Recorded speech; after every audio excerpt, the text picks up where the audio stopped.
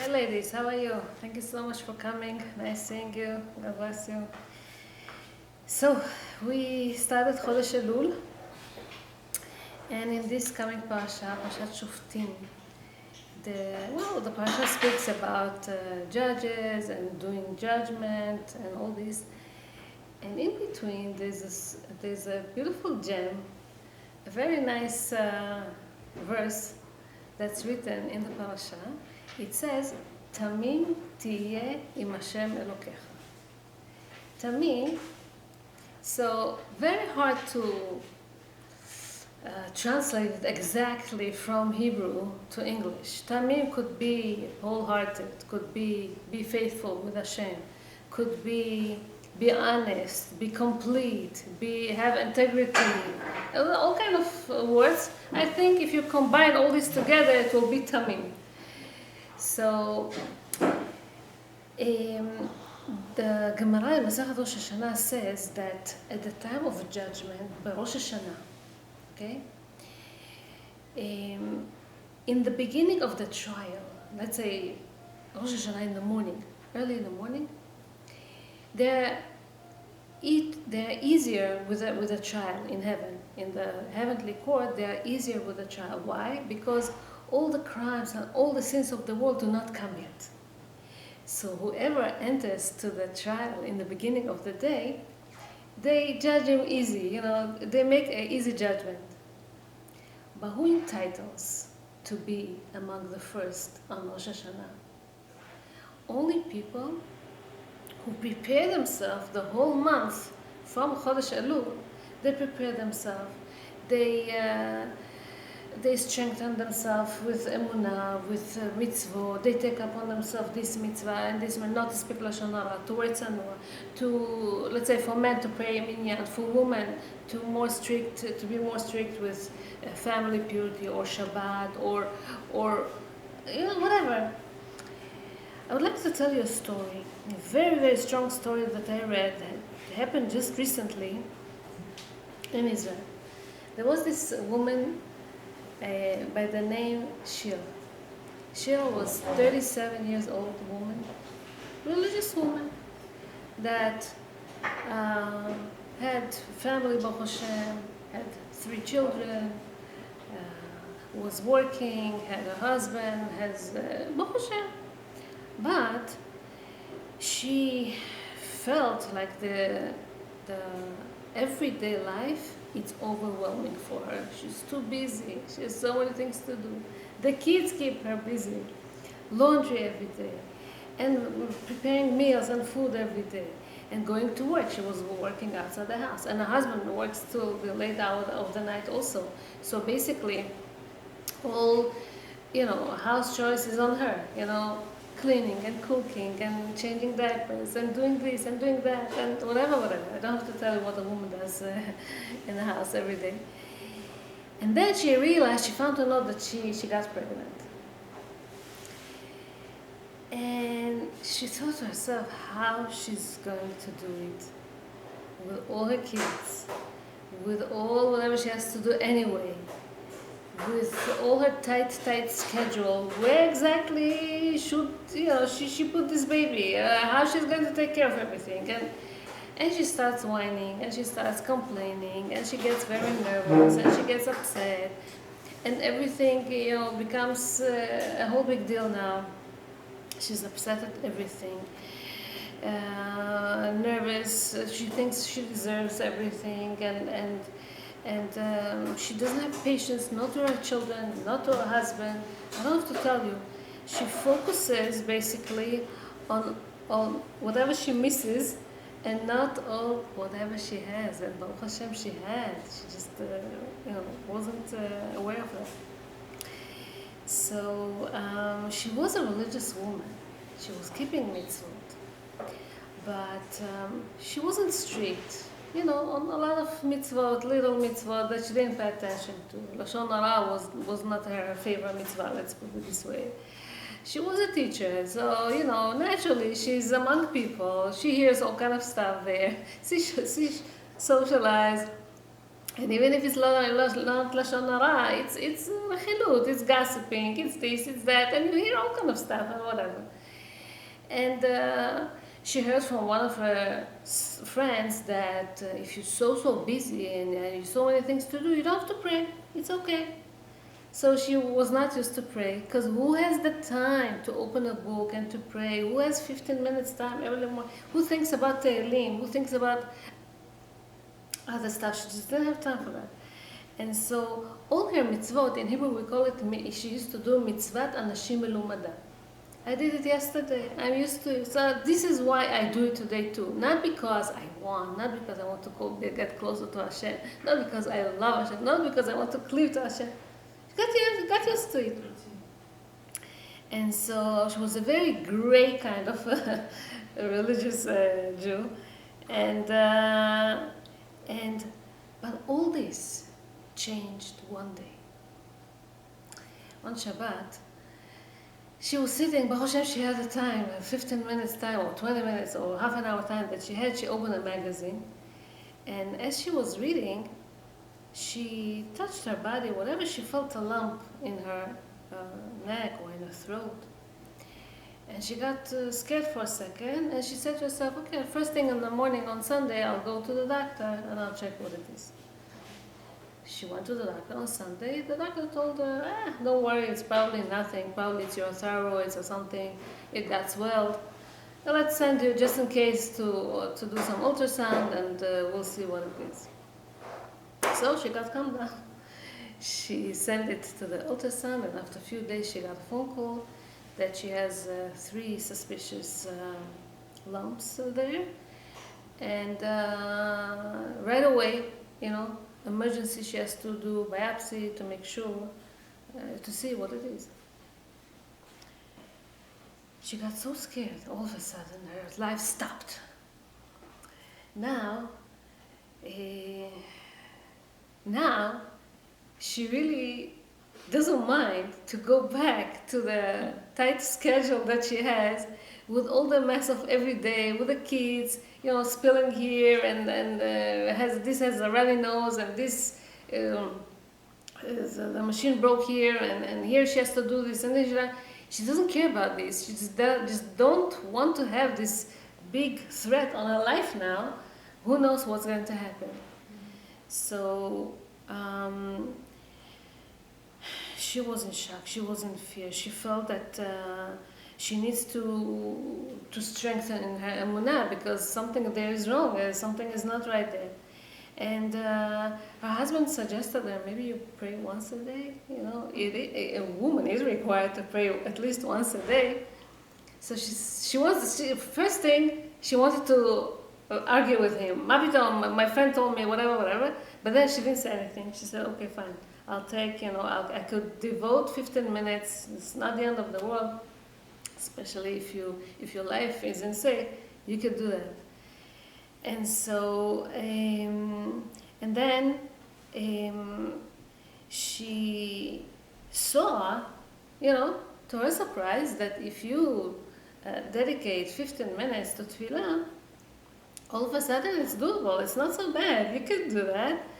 And to this tefillah, she added Tehillim, and she added Pitom Nishmat Kol Chai, she had time, and she had time to say Pitom Maktoret, and she had time. All of a sudden, she's looking for sgulot, she's looking for stuff, and when you want to do something, you can do it. It's possible, yeah. So even though she was overwhelmed, okay, she could do it. She went to the doctor. A doctor that takes care of this is androcologist? Oncologist. No, oncology. Endocrinology. How do you say? Endocrinology. Okay.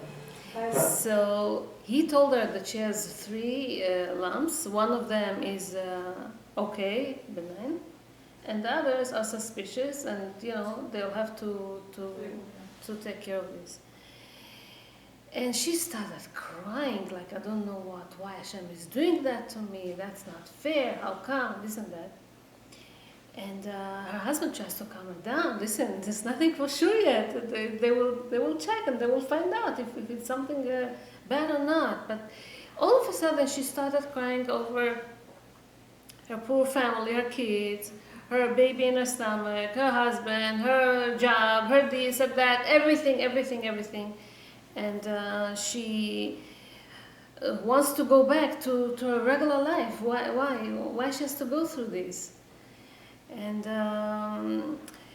regular life, now the everyday life became now happiness. And she said, why I was so blind? Why I didn't pay attention to these things before?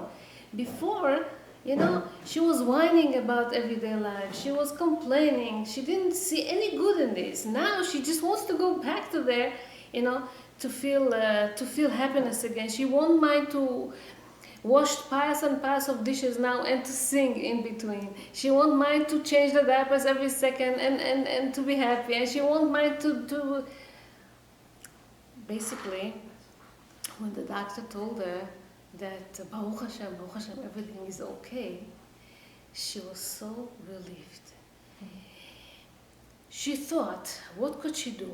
If she's going to get good results, Bezat Hashem, she's going to, one thing that she realized that she really misses, beside, being more strict with slander and Lashon Hara, beside be strict more with mitzvot like Shabbat and everything, she realized that she wasn't fair with her husband. From the time that they got married, she was on top of him. She decided for him what to do. She was oppressing him. She was very opinionated. And if he didn't listen to her, she starts arguing with him and not agreeing with him and everything. And she realized that she wasn't right in this. And she wants to, step back a little bit and to let him lead. Till now she was doing it, and maybe she wasn't right. Maybe, chas v'shalom, she wasn't right. And her husband, surprisingly, saw that she gives in, that she keeps herself quiet, she doesn't answer back and everything. She realized something interesting, When she started to give in, her husband tells her, something, I decide whatever you decide. Who thought that he will give in so fast too, But once she started to do that, she saw that she brings so much peace and tranquility to her own and blessing to her own house. And this kind of experience for her was a wake-up call. The real challenge, she realized, is to thank Hashem, to see the blessing in their routine, everyday life, from blessing, not from distress. Don't start praying to Hashem only when something is painful for you, when something is not working out, when everything seems like black and dark and painful and not good. Once you start to pray to Hashem when it's good, okay, this is when you feel that this is so much better. So to live, to be able to breathe, okay, is things that we take for granted. And this year of the pandemic, we felt it very, very much, that to breathe is not a simple thing, and to be healthy is not a simple thing. And Baruch Hashem gives us so much blessings. Hashem grants us so much gifts, so much presents, and instead of being lifeless and have every day, okay, yesterday I got up and the day before yesterday I got up. No, instead, try to get connected. Try to be more spiritual, okay, because this will make a whole big difference in your life. Instead of waiting for Hashem to shaken us up, and these hurdles are not pleasant usually.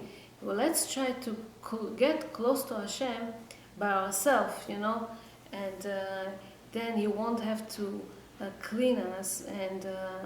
And yes, we fell throughout the year, and Hashem wants to do chesed with us and to purify us, to refine us, and so we will see that some of these troubles that we go through are to refine us. Okay? So if we will do Teshuvah faster, in the beginning already, okay, there's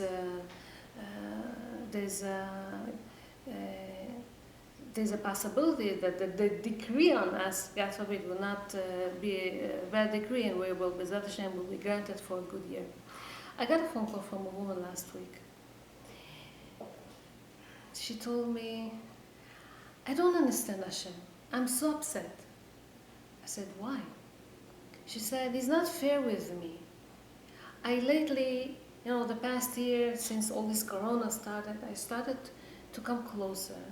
I really tried. I started to cover my hair. I never used to do that before. I started to be more strict with the halachot of Shabbat, of kashrut, of all kind of other stuff. I started to go to shul every Shabbat. I hear Birkat Torah. I pray Musaf. I never used to do these things. Why I don't see that Hashem come close to me too? I got married to my husband, she said, and I keep fighting with him every day from the beginning, of our life together. We argue about almost everything. He's coming from a good family. He's fine. He's okay, but that's not the husband that I wanted. Hashem is not fair with me, she says. So in this parasha, okay, we say Tamim, Teye, im Hashem, אלוקיך. You should be totally loyal, faithful, okay, warm-hearted with Hashem, even though we don't understand His ways. Rav Dan Segal Shlita, he explains it with a kind of a mashal. Let's say a mother gives a shower to her baby, okay, and she tries so much that the water will be a good temperature, not too hot, not too cold. She tries so that the shampoo is not going to get into his eyes. She tries, but the baby cries and yells and screams, and he doesn't like this experience. And it's painful for him, and this. But then, Baruch Hashem, she finishes showering him, she puts on his clothing, he's clean, he smells good, he feels good about himself. And she tells him, Ima just took a shower, gave you a shower. Do you love your mother? Do you love me? What would he say? Yes, I love you. Yeah, I know that you love me, even though it was painful, even though I didn't like taking a shower. Why with Hashem we don't feel this way? Hashem, okay, in a way, wants to cleanse us. Why we don't have this type of relationship or this type of a feeling? Why our attitude to Hashem is not like that? When everything goes smooth in our life, we refer it to our own wisdom. It's my knowledge, it's my luck, it's my success, it's me. When something goes wrong, we say, where's Hashem? Why he let this happening to me? He is not fair. Why my friend, she has a successful business? Why my brother has a better wife? Why this, why that? We keep complaining, we keep comparing. So, and so when problems strike people, do we think, Hashem, you do it from love, from compassion, or you do it because you hate us? What exactly we think? Okay, so a small child knows that at that moment his mother, she hurts him for a reason, okay? But she also does good things with him. She tells him nice stories, she takes him to the park, she feeds him, she does all kind of good stuff to him too. We concentrate on the bad stuff and we forget all the good things that we have, right? So Hashem gives us, okay, good or bad, whatever, away from compassionate, from loving us, from feeling mercy on us, and therefore, He gives us all kind of good or bad, whatever, for our own benefit. And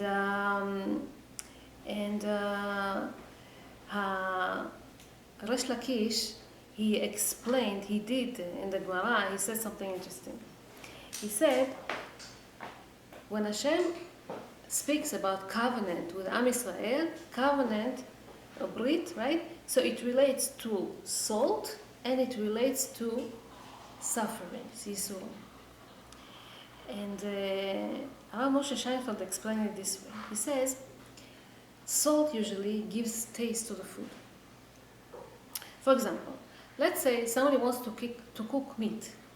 If you cook meat without salt, it's tasteless. It's nothing there.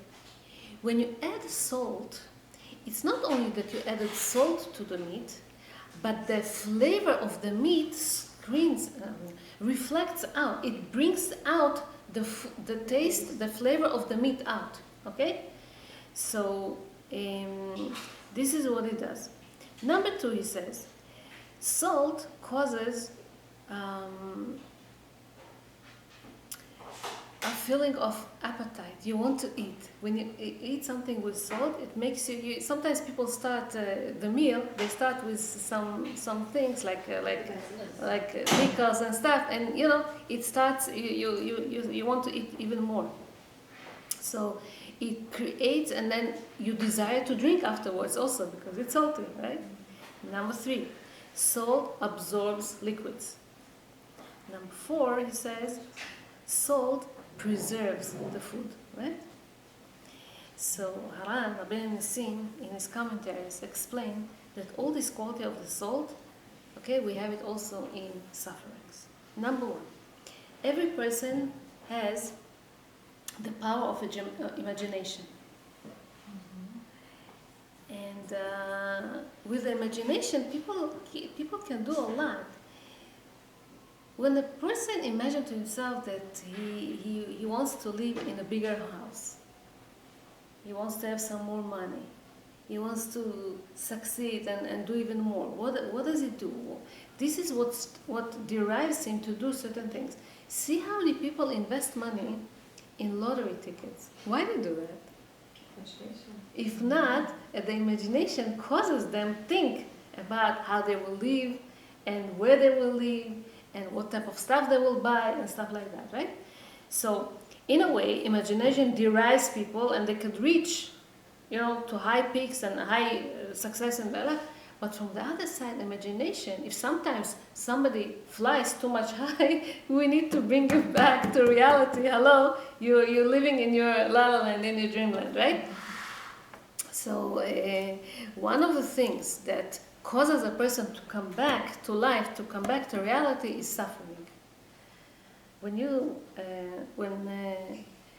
Somebody thinks about, when somebody suffers, he starts thinking about the life that he goes through, purpose of life, he's getting more serious, and he sees that it's not that easy, and what's the purpose and everything. The same way that salt causes a person to take out the flavor of the food itself, so do sufferings. They put into action, okay, the taste of life itself, the true life itself. Number 2, same way that salt causes a person to want to eat, so Yisurim causes people to think not only about themselves, but to think about other people too. You like to give tzedakah, charity, help others, not think only about yourself. Same way, number 3, that salt draws liquids, so Yisurim, the sufferings, okay, they draw in a way the sins of the people. Meaning, we know that sins, they cleanse you. So another sins, the Yisurim cleanse the people from sins. Some people that have a lot of sins, Hashem gives them all kind of sufferings to go through, and in a way, He cleans them, okay, from their sins. Number 4, same way that salt preserves, okay, the food, so Yisurim, they preserve the person. A person is not attracted to all kind of desires and all kind of temptations, because a person that is tormented, that has problems, that goes through life, he doesn't want to try new stuff, he doesn't want to go here and there. He he is more reserved, and so people are getting refined from Yisurim and become more spiritual. See what happened to Yosef HaTzadik. Yosef HaTzadik, he went through so much troubles, and it made him become the special person that he became. It made him become a tzaddik. In one little town in Europe, there lived a very bad man. He was a landowner, very wicked. He hated his Jewish neighbors, and especially Moshe.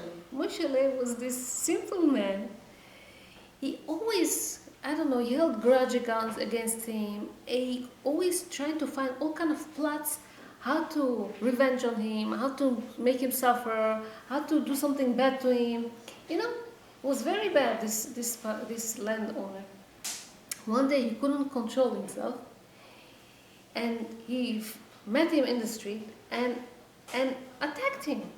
He started to assault him, he tied his hands, he tied his legs, and started to hit him and to beat him. And this poor guy, gets another blow and another blow and another blow. And why? He passed out from all these painful hits that he got from this man. So this wicked man saw that he passed out, he released him, this victim, and he went home. Poor Moshe, from the time that he woke up, whoever he sees in the street, he tells them, see what happened to me, look at my wounds, look at my cuts, it's so painful, look at my black and blue marks, like this. And he cries to everyone, and he cries, and he talks to everyone he sees in the street. So much he spoke, the king heard it himself, that there was this, the landowner, that he did such a thing, and he got very upset at him. He called him to his palace, and he said, you did such a cruel thing, I punish you, that you are going to, every hit that you hit this man, you're going to pay him 10 gold coins. Okay? How much? 10 gold coins for each hit that he hit this Moshe. And then poor Moshe starts to cry out, why you didn't give me more? I would get so much richer now. Okay? So, yeah, sometimes if a person knows that he could profit in a way, or he can get some kind of a benefit from the fact that he has some troubles, it's not so easy in his job, it's not so easy with the children, he has problems with his health and some other kind of stuff. If he knows that he becomes more refined, a better person, thinking about others, pure and clean, we wouldn't complain all the time for all this suffering, for all the bad things that we have. So this is what we say, to get up on time, because if we get up on time, if we get up too late, it could be, he gives a story, he tells a story. There was a group of hunters that went to the forest, and they saw a fox. Okay, they surrounded this fox. The fox saw that he cannot really run away. They caught him. What can he do? So he pretended himself like he's dead. Maybe they will leave him alone and won't touch him. But the hunters had different plans. And so one of the hunters said, he has such a beautiful tail, this fox. I want to cut this tail from him. So the fox is thinking, should I run away? What should I do? So it's only my tail, he says. My life is more important. I'll continue pretending myself dead. Hopefully, I won't do too much. I won't move too much. And so they will take my tail. What can I do? So they, of course, cut it, and it's painful. What can he do? But his life is more important. Then he thinks to himself, now, hopefully they will leave these people. But no, they had other plans. Another hunter says, I see he has a very good tooth. I want to uproot his tooth. And the fox saying to himself, what? I put my tooth. What should I do now? And he says to himself, okay, they could take one tooth. My life is more important. Hopefully afterwards they will leave me alone. And so, of course, they take it. And it's painful. He wants to scream, but he holds himself. Okay, he doesn't do anything. And he stays still. But then the third hunter said, I want to skin this fox. I want what? To skin, take out his skin. The fox says, this I won't be able to tolerate. I'm sorry, they were going to kill me. Without it, they didn't even pay attention. They didn't, he picked up his leg and he ran away before they realized what really happened, what type of resurrection was happening here. He was already in the middle of the forest, they couldn't catch him, and that's it. And then he said, that's such a shame, he said to himself. If I will wake up a little bit early, if I would get up from there, I would not lose my tail, I would not lose my tooth, and I would stay home. Now I'm so stupid that I was waiting too long. So the rabbis explain here that whenever from heaven they want to awaken us, they send us all kind of sufferings, okay, to awaken us. So first, it could be in the society, a circle of friends. This one, God forbid, got sick with corona, and that one, whatever. But if we don't wake up, God forbid, it can come to us. So, in the beginning it starts with simple things. You lost your wallet, or a washing machine broke in your house, or something like that. And then if we don't pay attention, God forbid, could be all kind of disease and problem. A pasuk that says, Tamim, Teye, im Hashem אלוקיך, it speaks about, when a sufferer comes to a person, right? So a person wants to ask, why? Not why did I get it, how do I get out of it? So sometimes they go to sorcerers, right? Sometimes they go to all kind of witchcraft. Sometimes they want to go to astrologists and ask, or all kind of black magic people go to. Here the Torah says, Tamim Tiyeh Hashem Elokecha. Don't go and ask these people what's going to happen. You have to understand that whatever Hashem gives to you, it's for your own benefit. Okay? Looks like Tamim Tiyeh Hashem Elokecha is be naive, or be stupid, or an idiot, God forbid, but that's not the idea of Tamim. We say about Yaakov, Ishtam, that he was complete, he was perfect. He was a combination of Abraham and Yitzchak. Abraham was kindness, Yitzchak was Gvura, right? He was a combination. So, Tamim is complete, okay? And Hashem Omer LaAvraham Avinu, before he ordered him to do Brit Milah, what did he tell him? Hithalech lefanai ve'heye tamim. Go before me and be tamim. What does it mean, go before me and be tamim? What does it mean exactly? So, one of the rabbis here explained that tamim means be full, be complete with your emunah, with your faith, okay? Because this integrity, this simplicity with Hashem, not asking, not digging too much and asking too much questions, it's a choice that every person is having to believe in Hashem, to be open, to accept, okay, the unknown, to give in your own ego, it's a process of trusting Hashem, trusting the creation, trusting the people that are created by Hashem's hand.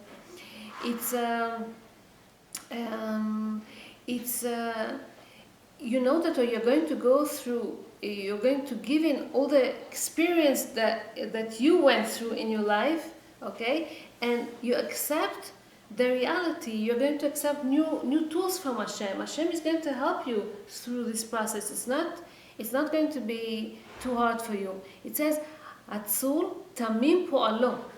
In Sefer Dvarim, in Parashat Ha'azinu, it says Hashem, when He gives reward to people, it looks like that wicked people enjoy this world, And good people, righteous people, they suffer, right? This is how it looks. Look at them.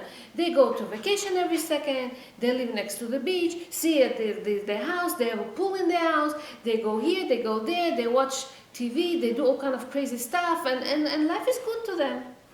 But we have to understand, the commentators explain that Tamim Po'alo means Hashem rewards the righteous people, not in this world, in the next world.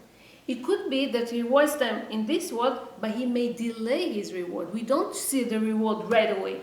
So we think, oh Hashem, I did this mitzvah, why don't you reward me? It doesn't go like that. But for the wicked people, for the bad people, Hashem gives them the reward in this olam, in this world, okay? Because they don't have the next world.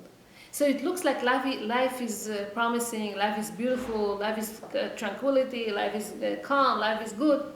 But they live a temporary life over here. We live, B'ezrat Hashem, we're going to get the next world. This is eternity. This is forever.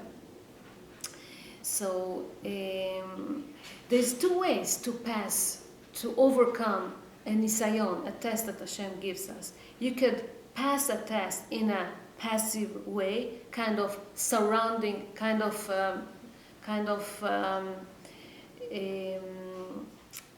surrounding, kind of, what's the word? No. You just have to pass through this, you just you wait for the pain to pass, okay, to go, and then hopefully you're going to get back to your feet. But you can also, withstand and you can lead the nisayon. You could be on top of it, like Avraham Avinu was on top of it. This is what Hashem tells him. Hitalech lefanai, go before me. To Avraham Avinu, what did people tell to Avraham Avinu? You are never going to have children. I mean, it was proved. He wasn't able to have to become a father. His wife didn't have a womb. They would never be able to have children. And all the people told them, and the witchcraft and the astrologers, everyone told them, you are not going to have children. You are not going to have children. Forget about this. You are not going to have children. He keeps hearing it 1 year, 2 years, 10 years, 50 years. How many years he heard it until he was able to have a child, right?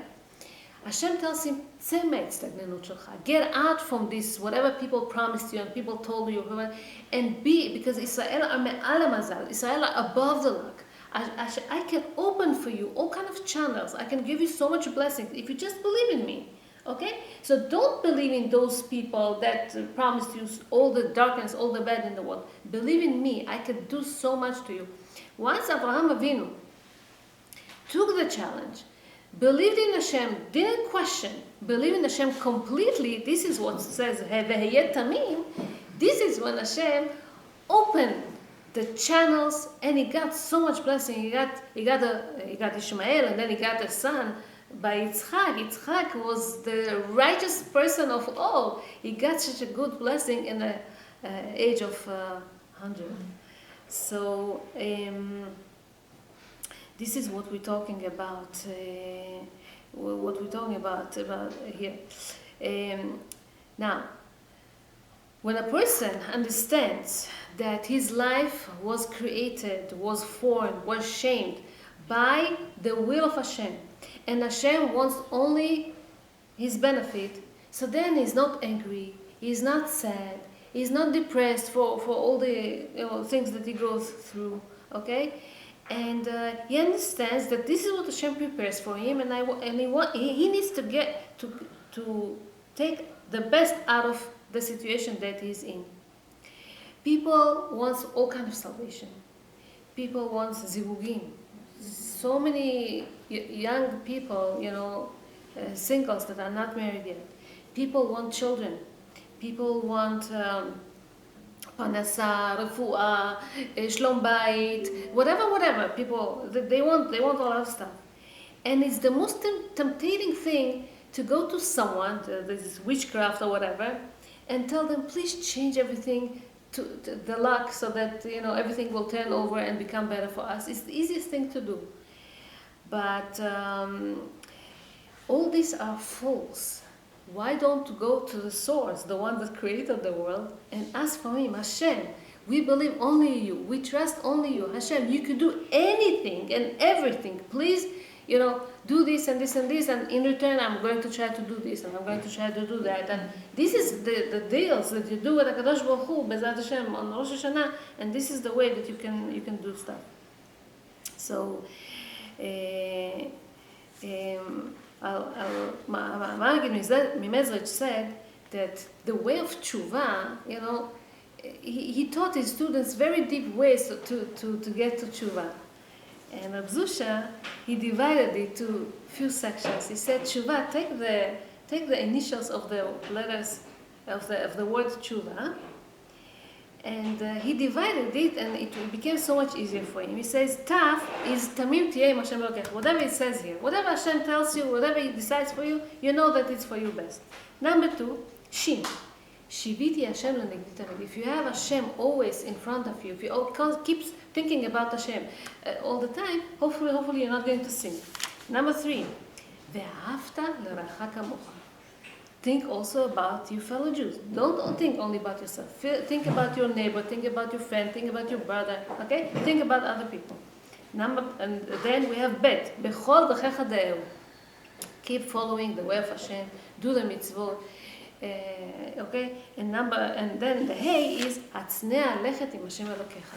Be modest. The same Hashem is modest. You try to be modest too. Don't try to swallow up the whole world. If we go through these steps slowly, he says, this is the way of Teshuvah. And then they continue with this, how they divide it. Tamim, Teye, Hashem, Elokech, it's Elul, because this is the beginning, and this is that, they continue. Okay, we want to continue on. Sometimes, Hashem is testing us in order for this mitzvah to function for our own benefit. And listen to this story. It's a true story. Happened recently. I could give you the year, okay, and see what it is. There are some people that like to deal with brand name, with all kind of luxurious watches. So it could be a brand name watch. It could be gold watch. It could be a historic watch or rare watches. And they're very expensive. The prices range between thousands of dollars to millions of dollars. They're very, very expensive. So there's this guy by the name Halperin in Israel that is a wealthy guy that dealt with watches. He was exposed to this kind of a watch. He saw this watch online and he wanted to purchase it, no matter how much it is. Rare watch, something very, very good. Let's say around $100,000. So he ordered this watch, and the company told him they're going to get it in 3 months. So fine, he's waiting, anticipating. It was his dream to get this rare watch. He's waiting. Mm-hmm. On the day that he's supposed to get this watch, he got a phone call. A phone call from a friend that tells him about a tragedy that happened to a poor family. Lo alenu, they had a short circuit in the house, and the house caught on fire, and everything burned down. Furniture, clothing, cabinets, whatever. The house completely, the apartment that they had. And so they need help. So he's asking him, we need full money that we're looking for them is $200,000.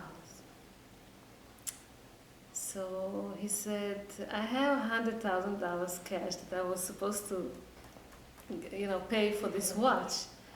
But why should I have to give everything to them?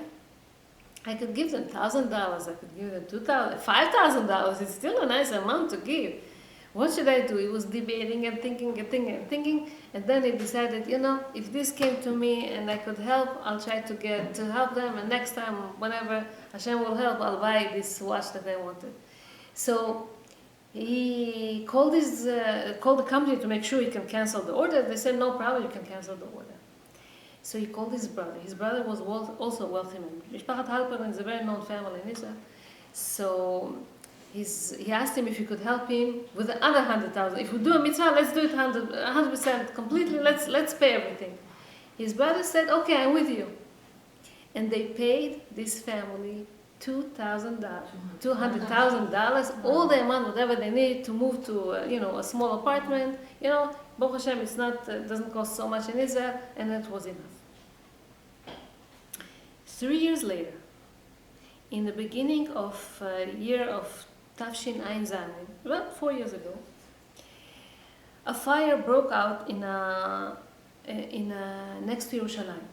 There's a small place next to Yerushalayim. It's called Mevaot Yerushalayim, and then the place itself is called Moshav Bet Meir. All of a sudden, such a big fire broke down or out over there. All the houses, consumed all the houses, beautiful gardens there, beautiful, I don't know, whatever, everything was consumed by this fire. So Baruch Hashem, the rescue forces were able to rescue the people that lived there. But such a big damage, everything. Among all these houses was the house of this Mr. Halperin, the one from the watches. So he himself was not in town when this fire happened, but his family were there. So Baruch Hashem, they rescued the family, everything.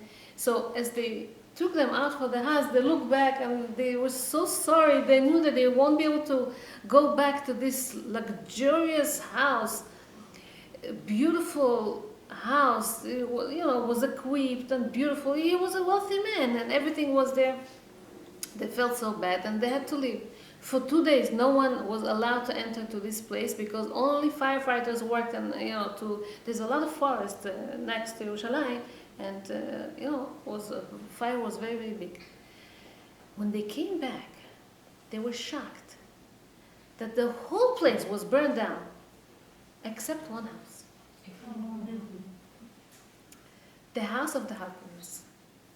The fire came to the fence that surrounded the yard of the house and skipped to the next house. Unbelievable. You cannot comprehend such a thing. How everything burned down to the ground except this house. How can you explain that? This person, when he did give this tzedakah to this family, okay, he was debating. He didn't know what to do, what not to do, if to do or not to do. Hashem put him in a test, and Baruch Hashem, he overcome this test, and he gave this charity. He didn't have to give the whole sum, the whole amount. And he decided to give the whole amount. And he, in a way, bought to himself an advocate in the heavenly court in heaven, okay, that will talk in his favor, that would make sure that the fire cannot touch his belongings or nothing bad can happen to it. Okay, this is unbelievable. To see how Hashem helps, and so again, when you do this, when you overcome a nisayon and you do help and you do give, it's unbelievable what it happens. I'll finish with a story that again happened just recently. It's unbelievable, this story. The family by the name Pearl in Yerushalayim, true story, okay, was known by their kindness. Always used to help out people when needed. If people come to their house, they open the house to all the needies. If it's for food, if it's for money, if it's for a good word sometimes. They always were trying to help out people. That day that we're talking about, okay, was Yud Gimel Betamuz. Recently, the 23rd of June. I remember it was the day that we went to Israel this year. It was the 23rd of June. So when I came to Israel, I heard this story in the radio over there, because it just happened. So this lady, Mrs. Pearl, was not in town that day. It was in Yerushalayim. She wasn't in town, and she came home late at night, tired, exhausted. You have to go. I guess buses. I guess the hot weather. I guess everything. She just wanted to go and sleep because it was a very tiring day. But then she said to herself, my sons are going to come soon from the yeshiva. Usually she greets them with some some cookies or some cake that she did or something. She asked them, how was your day, whatever. She said, okay, I'm going to take it with them a few minutes and then I'm going to go to sleep. So they came, they talking and talking. As they talking, they heard a knock on the door. A knock on the door, they peep into the hall to see, who is there. It's her. They used to have a woman that comes to them now and then, very often. Poor woman, a lonely woman, bitter that, life was tough on her. She didn't have no one in the world. And from time to time, she used to come to them, either to eat something or just to talk. They used to give her a lot of attention. Yes. And now the kids are telling the mom, you don't have to. Tell her, don't answer the door. You're late, you're tired, you want to sleep. Let her go. It's not the time. And she's like, how can I refuse this lady? She came, she's probably very tired, she's probably very hungry herself. And we have some food, let's share. No, Mom, whatever. And she's, no. We always help people no matter what. And even though it's difficult, even though it's not easy. She went and she opened the door, she greeted this lady, she welcomed her in, and this lady started to tell them all the problems in the world, or whatever she went through, this and that, and you have to hear, and you say, yes, of course. And then she asked to eat something. And usually she's very picky with food. And sometimes she doesn't like the food. And she will tell you in your face, what is this food? But this time, fortunately, she liked that. And she asked even more, and she gave her another portion. And she asked even more, and she asked if she can take home also. She said, sure, of course, you can take also home. So she was talking about the news, about the corona, about this, about that. Oh, talking.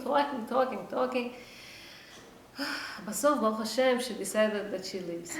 Before she left, she blessed them so much, and she went. Now, Mrs. Pearl, she wants to clean the house, to put everything in order, whatever, to clean all the mess and all the dirty dishes. And as she does it, she sends her daughter to go and rest in her husband's bed. Her husband was out of town. So the girl goes there. She comes back after a second screaming, Ima, there's a snake in the bedroom. The mother said, what? A snake? Cannot be. We live in the center of Yerushalayim. We don't live in the mountains. It's a center of the city. There's no snakes in there. Maybe she saw a cockroach. Maybe she saw a big lizard. Yeah, lizard you can see in Yerushalayim. It's a hot weather, but snake? So she sends her older son, go and check. What is she saying? He comes back pale. He says, Ima, there's a big snake. You don't see the snakes usually. It's in the zoo or in the books. I never saw such a thing. So she heard that quickly. She closed the door. She put some, rug or clothes underneath. There's an opening. There's some kind of a hole, something. She closed it tight to make sure that it won't be able to run away from there. And she found a number of this person that catches the snakes. He came. He caught the snake. And when he left, he told her it was a poisonous snake. You don't know. It's such a big snake that crawls all over your bed. Now this lady, after he left, she gathered her kids and told them, listen to me. I was supposed to be in bed early in that evening, whenever the snake already came into our house. If I would go to the bedroom, who knows what would happen? Yeah? And beside this, she tells them, Hashem sent us two things today, the lady and the snake. You wanted me to close the door to the lady. I decided to open the door for her. And this lady, she saved me from the snake. Otherwise, I would be there. Okay? These stories, they belong to Rabbi Akiva time, not to today's, right? See how Hashem shows you. Sometimes Hashem shows on the spot the miracle that He does when you are trying to overcome the Nisayon. Yes, it's difficult. Yes, I'm tired. I'm exhausted. I don't have the patience to this lady now. But you're trying to work on yourself and you say, Hashem, I'm going to do something for you people, for your you're going to try to help my family, B'ezrat Hashem. This is how we're supposed to pray. This is how we're supposed to think and to be Tamim. to have faith in Hashem, know that everything is for the best. And B'ezrat Hashem, with coming closer to Hashem, working on our qualities, working on our midot, okay? B'ezrat Hashem, also to see also how Hashem benefits us for this test that we go through. אז בעזרת השם שיהיה לנו שנה טובה ומתוקה ובשורות טובות, and all the best. Thank you so much. God bless you. All the best. תזכו למצוות.